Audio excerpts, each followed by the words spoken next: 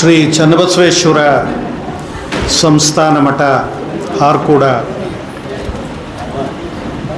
ಈ ಸುಕ್ಷೇತ್ರದಲ್ಲಿ ಇವತ್ತಿನ ದಿವಸ ಕನ್ನಡದ ಖ್ಯಾತ ವಿದ್ವಾಂಸರಾದಂಥ ಪ್ರೊಫೆಸರ್ ಬಸವರಾಜ ಸಬರದ ಅವರ ಎರಡು ಮಹತ್ವದ ಕೃತಿಗಳು, ಬೀದರ್ ಜಿಲ್ಲೆಯ ತತ್ವಪದಕಾರರು ಮತ್ತು ತತ್ವಪದ ಸಾಹಿತ್ಯ ಮೀಮಾಂಸೆ ಅನ್ನುವಂಥ ಎರಡು ಪುಸ್ತಕಗಳನ್ನು ನಾನು ಈಗ ಪೂಜ್ಯ ಡಾಕ್ಟರ್ ಚನ್ನವೀರ ಶಿವಾಚಾರ್ಯರ ಸಮ್ಮುಖದಲ್ಲಿ ಅತ್ಯಂತ ಸಂತೋಷದಿಂದ ಬಿಡುಗಡೆಯನ್ನು ಮಾಡಿದ್ದೇನೆ. ಈ ಎರಡೂ ಪುಸ್ತಕಗಳ ಬಿಡುಗಡೆಯ ಈ ವೇದಿಕೆಯ ಮೇಲೆ ಪೂಜ್ಯ ಸಾನ್ನಿಧ್ಯವನ್ನು ವಹಿಸಿರುವಂಥ ಶಿವಾಚಾರ್ಯ ರತ್ನ, ಧರ್ಮರತ್ನ, ಸದ್ಧರ್ಮ ಶಿಖಾಮಣಿ, ರಾಜ್ಯೋತ್ಸವ ಪ್ರಶಸ್ತಿ ಪುರಸ್ಕೃತರು ಹಾಗೂ ಪ್ರಖ್ಯಾತ ಸಾಹಿತಿಗಳೂ ಆದಂಥ ಪರಮ ಪೂಜ್ಯ ಡಾಕ್ಟರ್ ಚನ್ನವೀರ ಶಿವಾಚಾರ್ಯರ ಪಾದಕಮಲಗಳಿಗೆ ವಂದಿಸುತ್ತಾ, ಈ ಎರಡೂ ಕೃತಿಗಳನ್ನು ರಚಿಸಿದಂಥ ಪ್ರೊಫೆಸರ್ ಬಸವರಾಜ ಸಬರದ ಅವರೇ, ಡಾಕ್ಟರ್ ವಿಜಯಶ್ರೀ ಸಬರದ ಅವರೇ, ಸ್ವಾಗತ ಮತ್ತು ಪ್ರಾಸ್ತಾವಿಕವನ್ನು ಮಾಡಿದಂಥ ಡಾಕ್ಟರ್ ಗವಿಸಿದ್ದಪ್ಪ ಪಾಟೀಲ ಅವರೇ, ಮುಖ್ಯ ಅತಿಥಿಗಳಾದಂಥ ಶ್ರೀ ಪಿ.ಕೆ. ಹಿರೇಮಠ್, ಡಾಕ್ಟರ್ ಶಾಂತಪ್ಪ ಡಂಬಳ ಅವರೇ, ಈ ಬೀದರ್ ಜಿಲ್ಲೆಯ ತತ್ವಪದಕಾರರು ಕೃತಿಯನ್ನು ಕುರಿತು ಕೃತಿ ಪರಿಚಯ ಮಾಡಿಕೊಡಲಿರುವಂಥ ಡಾಕ್ಟರ್ ಅಮರೇಶ್ ಎತ್ಗಲ್ ಅವರೇ, ಶ್ರೀ ಮಲ್ಲಿನಾಥ್ ಹಿರೇಮಠ್ರೆ, ಶ್ರೀ ಮೇಘರಾಜ್ ನಾಗರಾಳೆ ಅವರೇ, ಶ್ರೀ ಸಿದ್ದರಾಮಪ್ಪ ಗುಡಿಗೆ ಅವರೇ ಹಾಗೂ ಎಲ್ಲ ಈ ಪೂಜ್ಯ ಸಂಸ್ಥಾನದ ಭಕ್ತ ಬಂಧುಗಳೇ, ಕಾರ್ಯಕರ್ತರೇ, ವಿದ್ಯಾರ್ಥಿನಿಯರೇ, ಇವತ್ತು ನಿರೂಪಕರು ಹಾಗೂ ಡಾಕ್ಟರ್ ಗವಿಸಿದ್ದಪ್ಪ ಹೇಳಿದಾಗೆ ಕನ್ನಡ ಸಾಹಿತ್ಯಕ್ಕೆ ಎರಡು ಅಮೂಲ್ಯ ರತ್ನಗಳು ಇವತ್ತು ಸೇರ್ಪಡೆಯಾಗಿದೆ. ನಾನಾಗಲೇ ಹೇಳಿದಾಗೆ ಈ ಎರಡೂ ಪುಸ್ತಕಗಳನ್ನು ಬಿಡುಗಡೆ ಮಾಡೋದಕ್ಕೆ, ಇಲ್ಲಿಗೆ ಆಗಮಿಸೋದಕ್ಕೆ ನನಗೆ ಒಂದು ರೀತಿ ಬಹಳ ಸಂತೋಷ ಆಗಿದೆ. ನನ್ನ ಪೂಜ್ಯ ವಿದ್ಯಾಗುರುಗಳಾದಂಥ ಲಿಂಗೈಕ್ಯ ಡಾಕ್ಟರ್ ಎಸ್ ವಿದ್ಯಾಶಂಕರವರು ಅನೇಕ ಬಾರಿ ಈ ಸುಕ್ಷೇತ್ರದ ಬಗ್ಗೆ ಬಹಳ ಒಳ್ಳೆಯ ಮಾತುಗಳನ್ನು ಹೇಳ್ತಾ ಇದ್ದರು. ಅದೇನು ಕಾರಣವೋ, ನಾನು ಗುಲ್ಬರ್ಗ ಜಿಲ್ಲೆ ಬೇರೆ ಬೇರೆ ಭಾಗಕ್ಕೆ ಬಂದಿದ್ದೀನಿ, ಗುರುಮಿಟ್ಕಲ್ಗೆಲ್ಲ ಬಂದಿದ್ದೀನಿ, ಇಂಡಿಗೆ ಬಂದಿದ್ದೀನಿ. ಈ ಸುಕ್ಷೇತ್ರಕ್ಕೆ ಬರುವಂಥ ಒಂದು ಸದವಕಾಶ ನನಗೆ ಒದಗಿರಲಿಲ್ಲ. ಇವತ್ತು ಪೂಜ್ಯ ಚನ್ನವೀರ ಶಿವಾಚಾರ್ಯರ ಆಶೀರ್ವಚನದಿಂದ ನನಗೆ ಇಲ್ಲಿ ಬರೋದಕ್ಕೆ ಒಂದು ಒಳ್ಳೆಯ ಅವಕಾಶ ಆಗಿದೆ. ಈ ಕೃತಿಯನ್ನು ಬಿಡುಗಡೆ ಮಾಡಬೇಕು ಅಂತೇಳಿ ಪ್ರೊಫೆಸರ್ ಬಸವರಾಜ ಸಬರದ ಅವರು, ಡಾಕ್ಟರ್ ಗವಿಸಿದ್ದ ಬಳ್ಳಾರಿ ಅವರು ನನ್ನನ್ನು ಕೋರಿಕೊಂಡಾಗ ಎರಡು ಕಾರಣದಿಂದ ನಾನು ಒಪ್ಪಿಕೊಂಡೆ. ನಾನು ಸ್ನಾತಕೋತ್ತರ ಪದವಿಯನ್ನು ಮುಗಿಸಿದ್ದು 1986ರಲ್ಲಿ. ಆ ಸಮಯದಲ್ಲಿಯೇ ಪ್ರೊಫೆಸರ್ ಬಸವರಾಜ ಸಬರದ ಅವರ ಅನೇಕ ಕೃತಿಗಳನ್ನು ನಾವು ಓದಿ ಪ್ರಭಾವಿತರಾಗಿದ್ದೋ. ಇಂಥ ಹಿರಿಯ ಸಾಹಿತಿಗಳ ಪುಸ್ತಕವನ್ನು ಬಿಡುಗಡೆ ಮಾಡೋ ಒಂದು ಸದವಕಾಶ ನನಗೆ ಸಿಕ್ಕಿದೆ ಅಂತ ಒಪ್ಪಿಕೊಂಡೆ. ಎರಡನೇದಾಗಿ ತತ್ವಪದ ಸಾಹಿತ್ಯ ಮೀಮಾಂಸೆ ಅನ್ನೋ ಕೃತಿಯನ್ನು ಪ್ರಕಟಿಸಿದ್ದು ನಮ್ಮ ಕನ್ನಡ ವಿಶ್ವವಿದ್ಯಾನಿಲಯವೇ. ನಮ್ಮ ವಿಶ್ವವಿದ್ಯಾನಿಲಯ ಪ್ರಕಟಿಸಿರುವಂಥ ಕೃತಿಗೆ ನಾನೇ ಬಿಡುಗಡೆಗೆ ಹೋಗೋದು ಒಂದು ಒಳ್ಳೆಯ ಅವಕಾಶ ಅಂಥೇಳಿ ಇಲ್ಲಿಗೆ ಆಗಮಿಸಿದ್ದೇನೆ. ಎರಡನೇದು,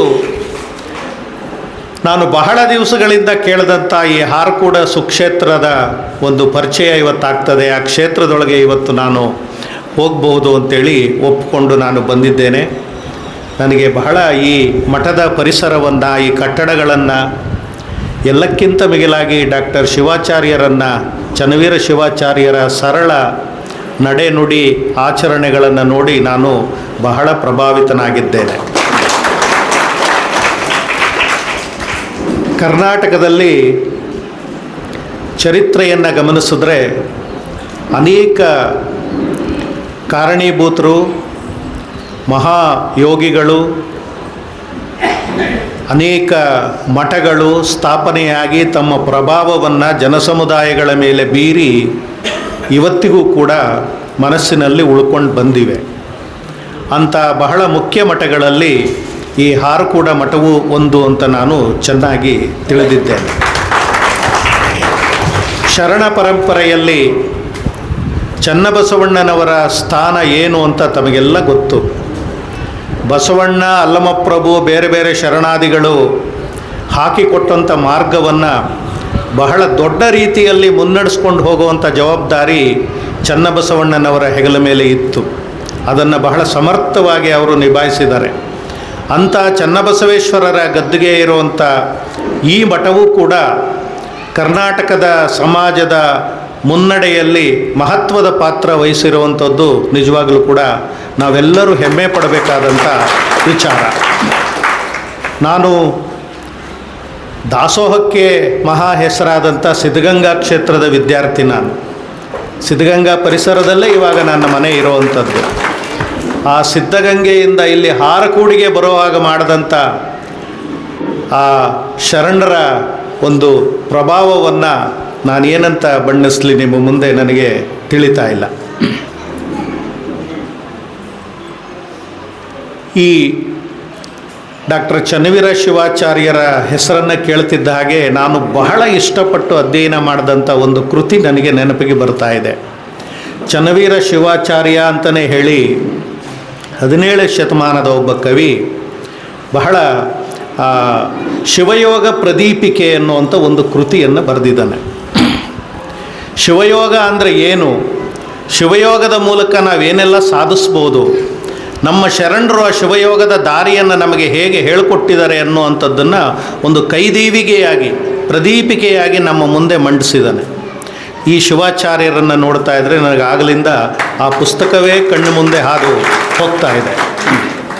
ಇರಲಿ, ನಾನು ಈಗ ಬಿಡುಗಡೆ ಮಾಡಿದಂಥ ತತ್ವಪದ ಸಾಹಿತ್ಯ ಮೀಮಾಂಸೆಯನ್ನು ಕುರಿತಂತೆ 2 ಮಾತುಗಳನ್ನು ಆಡಿದರೆ ತಪ್ಪಾಗಲಿಕ್ಕಿಲ್ಲ ಅಂತ ನಾನು ಭಾವಿಸ್ತೇನೆ.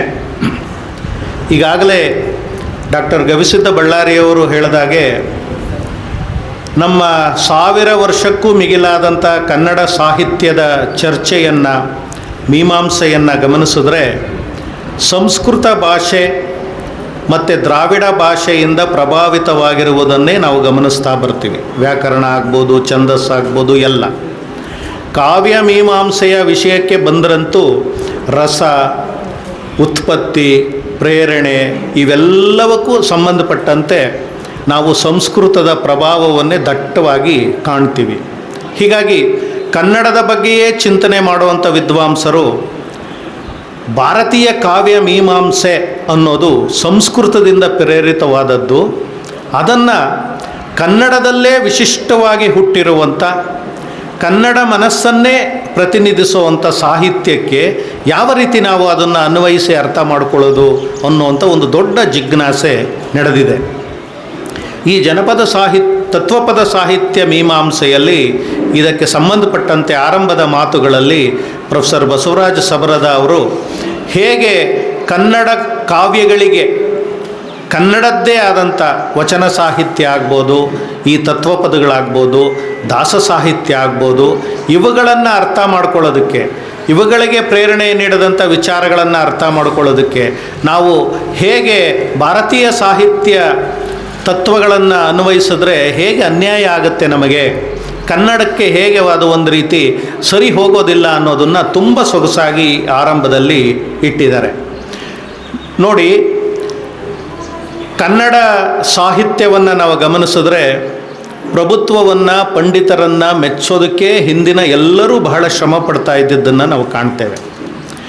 ಪಂಡಿತರಿಂದ ಬಿಡಿಸ್ಕೊಂಡು ಬಂದಿದ್ದು ಸಾಹಿತ್ಯ 12ನೇ ಶತಮಾನದ ಶರಣರ ಕಾಲದಲ್ಲೇ.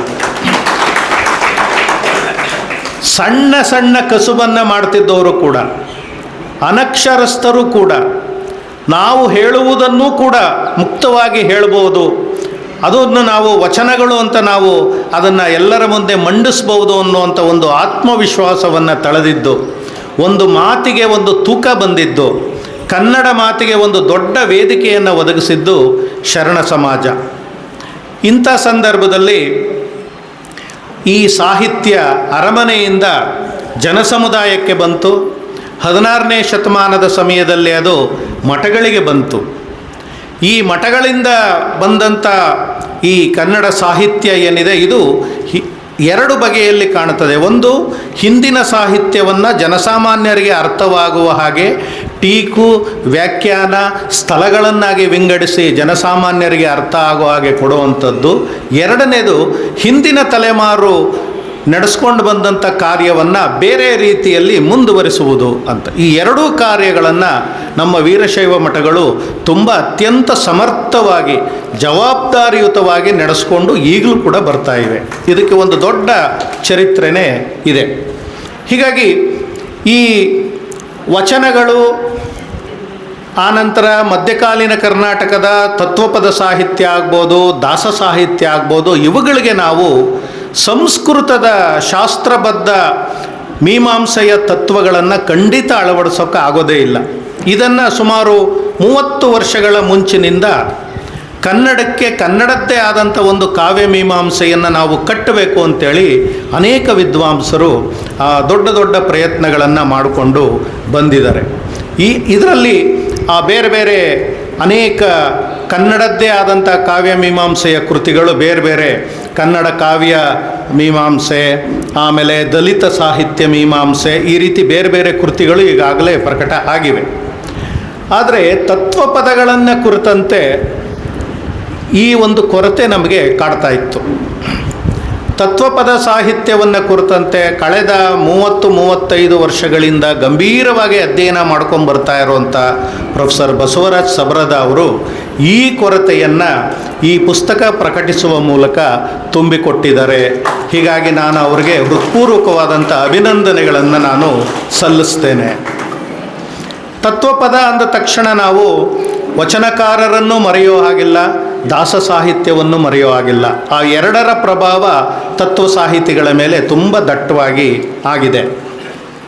ವಚನ ಸಾಹಿತ್ಯ ಒಂದು ರೀತಿ ಆತ್ಮವಿಮರ್ಶೆಯ ಕಡೆಗೆ ನಮ್ಮನ್ನು ಕರ್ಕೊಂಡೋದ್ರೆ, ತತ್ವಪದ ಸಾಹಿತ್ಯ ಜೀವನಾನುಭವದ ಕಡೆಗೆ ನಮ್ಮನ್ನು ಕರ್ಕೊಂಡು ಹೋಗ್ತದೆ. ಅನುಭವದ ಮಾತುಗಳು ಅಲ್ಲಿ ಹೆಚ್ಚು ಬರ್ತಾ ಹೋಗ್ತವೆ.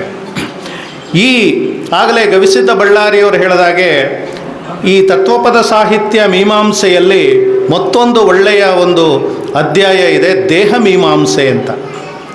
ಹಿಂದಿನ ಕವಿಗಳು ಹೇಗೆ ದೇಹವನ್ನು, ಅದರಲ್ಲೂ ವೈದಿಕರು ಮನುಷ್ಯನ ದೇಹವನ್ನು ಹೇಗೆ ಕಾಣ್ತಾ ಇದ್ದರು, ಶರಣರು ಬಂದ ಮೇಲೆ ಆ ದೇಹದ ಬಗ್ಗೆ ಇದ್ದಂಥ ಅಭಿಪ್ರಾಯ ಹೇಗೆ ಬದಲಾಯಿತು, ದಾಸರು ಹೇಗೆ ದೇಹ ಮೀಮಾಂಸೆಯನ್ನು ನಮ್ಮ ಮುಂದೆ ಮಂಡಿಸಿದ್ರು ಅನ್ನೋದನ್ನು ತುಂಬ ಸೊಗಸಾಗಿ ಹೇಳ್ತಾ ಹೋಗ್ತಾರೆ. ವೈದಿಕರು ನಮ್ಮ ದೇಹವನ್ನು ತುಷ್ಟೀಕರಿಸಿದ್ರೆ, ಶರಣರು ದೇಹವನ್ನು ವೈಭವೀಕರಿಸಿದ್ರು ಅಂತ ಹೇಳ್ತಾರೆ. ದೇಹವನ್ನೇ ದೇವಾಲಯವನ್ನಾಗಿ ಪರಿವರ್ತನೆ ಮಾಡಿದ್ರು ಶರಣರು. ನಮ್ಮ ಆತ್ಮವನ್ನೇ ದೇವರನ್ನಾಗಿ ಪರಿವರ್ತಿಸಿದ್ರು. ಇದು ದೇಹಕ್ಕೆ ಒಂದು ದೊಡ್ಡ ಸ್ಥಾನವನ್ನು ಕೊಟ್ಟಂಥ ಶರಣರ ಕೊಡುಗೆ ಅಂತ ಹೇಳಿ ಅವರು ಹೇಳ್ತಾ ಹೋಗ್ತಾರೆ. ಈ ತತ್ವಪದ ಸಾಹಿತ್ಯದಲ್ಲೂ ನಾವು ದೇಹ ಮೀಮಾಂಸೆಯನ್ನು ಅನೇಕ ರೀತಿಯಲ್ಲಿ ಕಾಣಬಹುದು ಅಂತ ಹೇಳ್ತಾ ಅನೇಕ ತತ್ವಪದದ ಉದಾಹರಣೆಗಳೊಂದಿಗೆ ತಮ್ಮ ವಾದವನ್ನು ಮಂಡಿಸ್ತಾ ಹೋಗ್ತಾರೆ. ಅದು ಎಷ್ಟು ಅತ್ಯದ್ಭುತವಾದಂಥ ಒಂದು ಅಧ್ಯಾಯ ಈ ಪುಸ್ತಕದಲ್ಲಿರುವಂಥದ್ದು. ಕನ್ನಡ ಸಾಹಿತ್ಯವನ್ನು ಗೌರವಿಸುವವರೆಲ್ಲರೂ ಕೂಡ ಆ ಅಧ್ಯಾಯವನ್ನು ಓದಬೇಕು ಅಂತ ನಾನು ಒತ್ತಾಯಪೂರ್ವಕವಾಗಿ ತಮ್ಮಲ್ಲಿ ಹೇಳ್ತೇನೆ. ನೋಡಿ, ನಾವು ನಮಗೆ ಮೊದಲು ಗೌರವ ಕೊಟ್ಟುಕೊಂಡ್ರೆ ಮತ್ತೊಬ್ಬರಿಗೆ ಗೌರವ ಕೊಡೋದಕ್ಕೆ ಅದು ದಾರಿ ಆಗ್ತದೆ. ಹೀಗಾಗಿ ನಮ್ಮನ್ನು ನಾವು ಮೊದಲು ಪ್ರೀತಿಸ್ಕೊಳ್ಬೇಕು, ನಮ್ಮನ್ನು ನಾವು ಮೊದಲು ಪ್ರೀತಿಸ್ಕೋಬೇಕು, ನಮ್ಮ ದೇಹಕ್ಕೆ ನಾವು ಗೌರವವನ್ನು ಕೊಡಬೇಕು ಅನ್ನುವಂಥದ್ದು ಶರಣರ ಮತ್ತು ತತ್ವಪದಕಾರರ ಮೊದಲ ಆದ್ಯತೆ. ದೇಹ ಇದ್ದರೆ ತಾನೇ ನಾವು ಏನಾದರೂ ಸಾಧನೆ ಮಾಡೋದಕ್ಕೆ ಸಾಧ್ಯ. ಹೀಗಾಗಿ ಆ ಕಾಯದಿಂದ ನಾವು ಸ್ವರ್ಗವನ್ನು ಕಾಣಬೇಕು, ಕಾಯದಿಂದ ಕೈಲಾಸವನ್ನು ಕಾಣಬೇಕು ಅನ್ನುವಂಥದ್ದು ಹೇಗೆ ಸುಮಾರು 800 ವರ್ಷಗಳ ಈ ಚರಿತ್ರೆಯಲ್ಲಿ ಪ್ರವಹಿಸಿಕೊಂಡು ಬಂದಿದೆ ಅನ್ನೋದನ್ನು ಅವರು ತಮ್ಮ ದೇಹ ಮೀಮಾಂಸೆ ಅನ್ನೋ ಅಧ್ಯಾಯದಲ್ಲಿ ತುಂಬ ಸೊಗಸಾಗಿ ಮುಂದೆ ಮಂಡಿಸಿದ್ದಾರೆ. ಹಾಗೆ ಸ್ತ್ರೀ ಮೀಮಾಂಸೆ ಆಗ್ಬೋದು, ಸ್ತ್ರೀಯರನ್ನು ಕೂಡ ಹಿಂದಿನ ವೈದಿಕರು ಹೇಗೆ ಕಾಣ್ತಾ ಇದ್ದರು, ಶರಣರು ಹೇಗೆ ಕಾಣ್ತಾ ಇದ್ದರು, ತತ್ವಪದಕಾರರು ಹೇಗೆ ಕಂಡಿದ್ದಾರೆ ಸ್ತ್ರೀಯರನ್ನು, ಈ ರೀತಿ ಅನೇಕ ವಿಚಾರಗಳನ್ನು ಈ ತತ್ವಪದ ಸಾಹಿತ್ಯ ಮೀಮಾಂಸೆಯಲ್ಲಿ ಸಣ್ಣ ಸಣ್ಣ ಎಳೆಗಳಾಗಿ ಉಳ್ಕೊಂಡಿದ್ದಂಥವನ್ನ ಬಹಳ ಮುಖ್ಯವಾಗಿ ಗಂಭೀರವಾಗಿ ಪ್ರಧಾನ ಭೂಮಿಕೆಗೆ ತಂದು ಇಲ್ಲಿ ಚರ್ಚೆ ಮಾಡಿರೋದು ಈ ಕೃತಿಯ ಬಹಳ ಮುಖ್ಯವಾದಂಥ ಅಂಶ ಆಗಿದೆ ಅಂತ ನಾನು ಹೇಳೋದಕ್ಕೆ ಇಷ್ಟಪಡ್ತೇನೆ. ಹೀಗಾಗಿ ಏನು ಮೊದಲಿಂದ ಕನ್ನಡಕ್ಕೆ ಈಗ ಶಂಕರ ಭಟ್ಟ ಅಂತ ವಿದ್ವಾಂಸರಿದ್ದಾರೆ, ಕನ್ನಡಕ್ಕೆ ಬೇಕು ಕನ್ನಡದೇ ವ್ಯಾಕರಣ, ಈ ಥರ ಅನೇಕ ಕೃತಿಗಳನ್ನು ಅವರು ರಚಿಸಿದ್ದಾರೆ. ಯಾಕೆ ಅಂದರೆ ಕನ್ನಡದಲ್ಲಿ ಇವತ್ತಿರೋ ವ್ಯಾಕರಣ ಪರಂಪರೆ ಎಲ್ಲ ಸಂಸ್ಕೃತದ್ದೇ ಅಂತ ಅವರ ವಾದ, ಕನ್ನಡದ್ದನ್ನೇ ನಾವು ರೂಪಿಸಬೇಕು ಅಂತ ಹೇಳಿ. ಹಾಗೆ ಕನ್ನಡದ ಕಾವ್ಯ ಮೀಮಾಂಸೆಯನ್ನು ನಾವು ರೂಪಿಸ್ಕೊಂಡಾಗ ಮಾತ್ರ ಕನ್ನಡದ ಕವಿಗಳು ಶ್ರಮಪಟ್ಟು ತಮ್ಮ ಪ್ರತಿಭೆಯಿಂದ ರಚಿಸಿರುವಂಥ ಅವರ ಸಾಹಿತ್ಯಕ್ಕೆ ಒಂದು ನ್ಯಾಯ ದೊರಕಿಸ್ಕೊಡೋದಕ್ಕೆ ಸಾಧ್ಯ. ಈಗ ವಚನಗಳಲ್ಲಿ ನೀವು ಯಾವ ರಸವನ್ನು ಹುಡುಕ್ತೀರಿ? ಹೆಚ್ಚು ಅಂದರೆ ಭಕ್ತಿ ರಸ ಅಂತ ಹೇಳ್ಬೋದು. ಹೀಗಾಗಿ ವಚನಗಳ ಅದನ್ನು ಎಷ್ಟೋ ಜನ ವಚನಗಳು ಕಾವ್ಯಗಳೆಲ್ಲ ಅಂತ ಹೇಳ್ತಾರೆ, ಆದರೆ ಯಾವ ಕಾವ್ಯಕ್ಕೂ ಕಡಿಮೆ ಇಲ್ಲ ವಚನಗಳು. ಹೀಗಾಗಿ ವಚನಗಳನ್ನು, ಕೀರ್ತನೆಗಳನ್ನು ಮತ್ತು ಈ ತತ್ವಪದಗಳನ್ನು ಯಾವ ಒಂದು ಮೀಮಾಂಸೆಯಲ್ಲಿ ಇಟ್ಟು ಚರ್ಚೆ ಮಾಡಬೇಕು ಅನ್ನುವಂಥದ್ದಕ್ಕೆ ಬಹಳ ಸ್ಪಷ್ಟವಾದ ಅನೇಕ ದಾರಿಗಳನ್ನು ಡಾಕ್ಟರ್ ಬಸವರಾಜ ಸಬ್ರದ ಅವರು ಈ ತತ್ವಪದ ಸಾಹಿತ್ಯ ಮೀಮಾಂಸೆ ಕೃತಿಯಲ್ಲಿ ಕಟ್ಟಿಕೊಟ್ಟಿದ್ದಾರೆ. ಈ ಕೃತಿಯನ್ನು ನನ್ನ ಕೈಯಲ್ಲಿ ಬಿಡುಗಡೆ ಮಾಡಿಸಿದಂಥ ಒಂದು ದೊಡ್ಡ ಕೆಲಸವನ್ನು ನನ್ನ ಕೈಯಲ್ಲಿ ಮಾಡಿಸಿದ್ದಾರೆ. ಹೀಗಾಗಿ ನಾನು ಈ ಹಾರಕೂಡ ಸುಕ್ಷೇತ್ರ ಮಠದ ಅಧ್ಯಕ್ಷರಾದಂಥ ಡಾಕ್ಟರ್ ಚನ್ನವೀರ ಶಿವಾಚಾರ್ಯ ಮಹಾಸ್ವಾಮೀಜಿಗಳಿಗೂ ಹಾಗೂ ಈ ಕೃತಿಯ ರಚನೆಕಾರರಂಥ ಡಾಕ್ಟರ್ ಬಸವರಾಜ ಸಬ್ರದ ಅವ್ರಿಗೂ ಹಾಗೂ ಎಲ್ಲರಿಗೂ ನಾನು ವಂದಿಸಿ ನನ್ನ 2 ಮಾತುಗಳನ್ನು ಮುಗಿಸ್ತೀನಿ. ನಮಸ್ಕಾರ. ಕೃತಿ ಬಿಡುಗಡೆ ಮಾಡಿ ಭಾಳ ಅರ್ಥಪೂರ್ಣವಾಗಿ ಬೀದರ್ ಜಿಲ್ಲೆಯ ತತ್ವಪದಕಾರರು ಮತ್ತು ತತ್ವಪದ ಸಾಹಿತ್ಯ ಮೀಮಾಂಸೆ ಈ ಕೃತಿಗಳನ್ನ ಬಿಡುಗಡೆ ಮಾಡಿ ಭಾಳ ಅರ್ಥಪೂರ್ಣವಾಗಿ ಮಾತನಾಡಿರುವಂಥ ಪ್ರೊಫೆಸರ್ ಡಿ ವಿ ಪರಮಶಿವಮೂರ್ತಿ ಮಾನ್ಯ ಕುಲಪತಿಗಳು ಕನ್ನಡ ವಿಶ್ವವಿದ್ಯಾಲಯ ಹಂಪಿಯವರು ಭಾಳ ಚೆನ್ನಾಗಿ ಮಾತನಾಡಿದ್ದವರಿಗೆ ಅನಂತ ಕೃತಜ್ಞತೆಗಳು, ವಂದನೆಗಳು. ವಾಹಿನಿಯನ್ನು ನಿರಂತರವಾಗಿ ವೀಕ್ಷಿಸಲು ಯೂಟ್ಯೂಬ್ನಲ್ಲಿ ಶ್ರೀ ಹಾರಕೂಡ SRIHARKOOD ಎಂದು ಟೈಪ್ ಮಾಡಿ. ನಮ್ಮ ಈ ಚಾನೆಲ್ಗೆ ಸಬ್ಸ್ಕ್ರೈಬ್ ಮಾಡಿ, ಬೆಲ್ಲನ್ನು ಒತ್ತಿರಿ.